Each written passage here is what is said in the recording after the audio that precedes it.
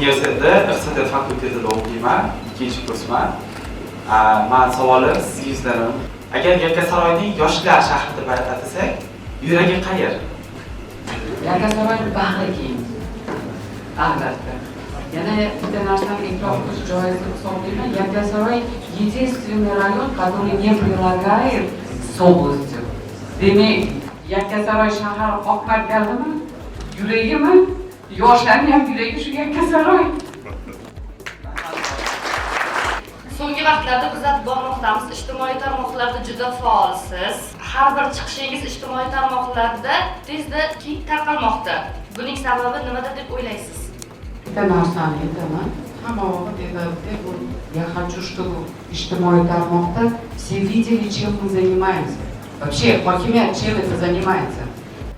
Har doim aytaman. Odamzod yoki hokim yo masalan men o'zimdan aniq qilib bitta o'zim ishlab qolaman. Sizlar borsizlar, tuman rahbarlari bor, men yo'q. Meni vazifam yurtboshimiz tomonidan qo'yilgan talablarni sidqidildan bajarish va tumandagi bo'layotgan narsani olib chiqib berish. Olib chiqib berish hozir nima? O'zbekistonning bayrog'ini kim tanitadi? Sportsmen. O'zbekistonning bayrog'ini chet elga borib kim ko'taryapti? O'zbekistonni O'zbekiston qilib kim tanityapti? Yurtboshimizning tashabbusi bilan sportsmenlarni qo'llab-quvvatlayapmizki, borib O'zbekistonning bayrog'ini ko'tarib kelyapti.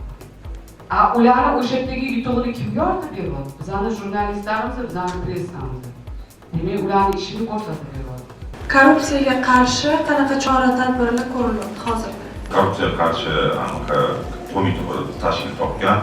Bu endi tepadagi tomon prezident administratsiyasida Xavajbor komplians xizmati tashkil topdi. O'zini quyi tuzilmalari bilan xuddi shunaqa bosh prokuraturada ham bosh prokuror o'rinbosari yangi komplians bo'yicha tatbiq qilindi. Xuddi shunaqa hokimiyat, viloyat, shahar hokimiyatlarida ham vazirlik qo'mitalarda. Bundan tashqari nafaqat organlar nazorat qiladi, даже shaxsan prezidentimiz o'zlari ham shu narsaga kuchli e'tibor qaratganlar. Shu sababli komplians xizmati ham tashkil topilgan. Shu korrupsiyalarni, ichki korrupsiya, maishiy korrupsiya hammasini oldini olish bo'yicha. Ko'rsangiz, hozir hamma narsa raqamlashtirilish bo'lib ketyapti. Inson omilini chetga chiqariladi. Hammasi kompyuterda, hammasi nimada искусственный интеллект как бы qilyapti, hammasini o'sha orqali qilyapti. O'zim ekofaolman, ekologiyada ekofaol hisoblanaman va hokimiyatimiz bilan birgalikda, institutimiz hamkorligida bir eko shaharcha talabalar uchun bog' tashkil qilsak degan taklifni bildirmoqchiman. Prezidentimiz ham hozir ekologiyaga munosabatlari a'lo darajada shu birgalikda hokimiyatimiz va institutimiz bilan birgalikda bog' yaratishi iltimos va taklif bildiraman. Juda zo'r qo'llab-quvvatlaymiz. Men o'ylaymanki, biz butun tuman bilan siz taklifingizga qo'shilamiz. Hozir bitta zaxira yaratmoqmiz. Agar xuddi siz men shunaqa bo'lishini xohlaymanki, ertaga o'sha joy aleyka bo'lib turishlik, yo'q deganda bitta katta park bo'lmasa ham bitta aleya bo'lishi kerak. Hozir xabaringiz bor, mana Bo'rjak kanali obodonlashtirilyapti, ancha ishlab qilyapti. Agar xohlasanglar, o'sha joy zaxirani yaratganimizdan keyin mana shu rahbarlar bilan birgalashib bitta joyni tanlab, o'sha bitta bog'ni shu o'zinglar qaraysiz keyin shunaqa biriktirib beramiz agar. Bo'ladimi shunaqa? Rahmat katta. Sizni ijtimoiy tarmoqlar orqali ko'p joyda metroda yurganingizda ko'rib boryapman o'zim. Sizni oshpaz qiyofasida ham ko'rish mumkinmi yoki biror bir ovqat qilib bera olardingiz?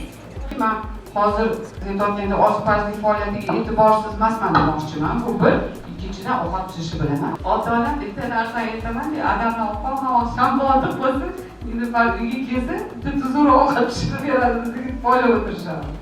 Savolim prokurorlikda. Yoshligimdan prokuror bo'lishni orzu qilganman. Shu uchun bir kunga prokuror bo'lishni so'ramoqchi edim.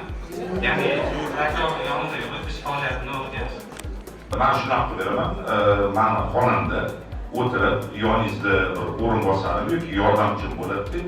Kun bo'yi kelgan fuqarolarning kelganini hammasini pastda qabulda, hammasini meni nomimdan o'sha yordamchim o'rinbosarim birga o'tirib uchrashib qatnashasizlar. как mani nomimda, mani xonamda o'tirib. Bo'ladimi? Rahmat javob. Avvalo tuman hokimiga edi. Hozirgi kunda tuman hokimligida yo'l qurish, ya'ni infratuzilmani yaxshilash uchun qanday ishlar olib borilmoqda? Shu savol haqida. Именно yo'llarni infratuzilmasi bo'yicha qat'iy yo'l yomon boshqa ro'yxatini shakllantiraylik, obodonlashtirishga beraylik, pulimiz bor, kuchimiz bor, o'sha bo'yicha ishlayapmiz. Biznes reja ishlab chiqilgan tumanniki, biznes rejani ichida siz aytganingizdek не только yo'llarning infratuzilmasi, hammasi kirgizilgan. Poyetapno qilinadi, chunki bu ham mablag' bilan связаны, poyetapno hammasi